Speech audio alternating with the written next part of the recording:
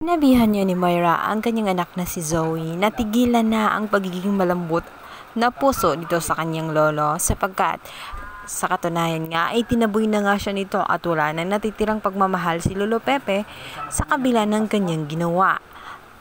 Dahil talaga namang wala ng kapatawaran ang ginawa nila kay Lolo Pepe. Ang nagagawa itong si Zoe kundi umiyak na lamang at tanggapin ang mga sinasabi nitong si Moira. Dagdag pa ni Moira na kailangan niyang makisama sapagkat mayroon pa silang malaking plano dito sa matanda. At ito nga'y pagkakakitaan pa nila sapagkat isip nga ni Moira na humingi ng ransom na nagkakahalagang 100 million at iba ang gagawa nun para sa kanila. Hindi rin si Balahadya, ibang tao ang hahawak ngunit kakonsyaba pa nilang tatlo. Nang sa ganun, mawala nga ang mga hinala ng mga tanyag dito sa kanila sapagkat alam na nga nila na pinagdududahan na silang lahat ni Annalyn at maging ang pamilya ng mga tanyag. Dagpa ni Moira ay tigilan na nga ni Zoe ang pagiging malambot ng kanyang puso dahil wala na ngang silbi ito kay Lolo Pepe dahil alam na nito na maging itong si Zoe ay kakonsyaba nga nitong si Moira. Kaya naman abot langit na ang galit ni Lolo Pepe sa kanilang mag-ina. Sabi ni Moira na ayusin na nga niya ang kanyang sarili dahil sa kanyang mga kinikilos ay lalo ngang naghihinala itong si Annalyn. Dapat umakting umano siya nang naaayon sa natural lamang. Nang sa ganun, maalis ang hinala ng lahat.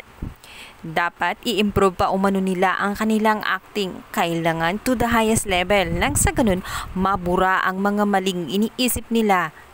Magmukha nga silang kapanipaniwala. Nang dumating nga ang mag-ina sa loob ng Apex, una nga pumasok itong si Zoe na agad namang binriefing nitong si Moira at sinabihang ikalma at mag-relax lang para hindi mahalata na naggagawa lamang sila ng istorya. At na nakatikim ng sampal itong si Zoe sa kanyang tita Giselle sapagkat naniniwala ito na talagang may kinalaman itong si Zoe sa ginawa niya sa lolo. Sabi ni Giselle na masabihin na niya ang katotohanan kung nasaan ba naroroon at saan nila dinala itong ang si Lolo Pepe. Dito ngayon mag-iyak-iyak pa kunwari itong si Zoe. Maya-maya pa nga ay dumating na itong si Moira at syempre kakampihan niya ang kanyang anak kunwari wala silang alam. Dito nga ay kasama sa kanilang plano, sasabihin ni Zoe sa kanyang ina na kailangan sabihin na umano nila ang katotohanan. Ngunit iba ang sasabihin nila dito. Sasabihin nila na nakikita nga nila itong si Lolo Pepe na kinuha ng ibang tao. At dito nga ay maghihingi ng pera sa kanila ng ransom. Hihingi umano ang mga tauhang ito ng 100 million para lamang maligtas at maibalik ang buhay ni Lolo Pepe. Yun ang kwento na ginawa nila Moira at itong si Zoe. Maniniwala naman kaya ang mga tanyag at bakit sila ang nakakaalam kung bakit hindi na lang diretso tumawag ang mga hold-upper sa pamilya ng mga tanyag.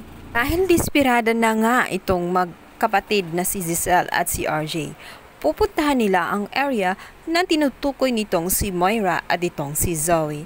Makikita nga nila itong si Lolo Pepe.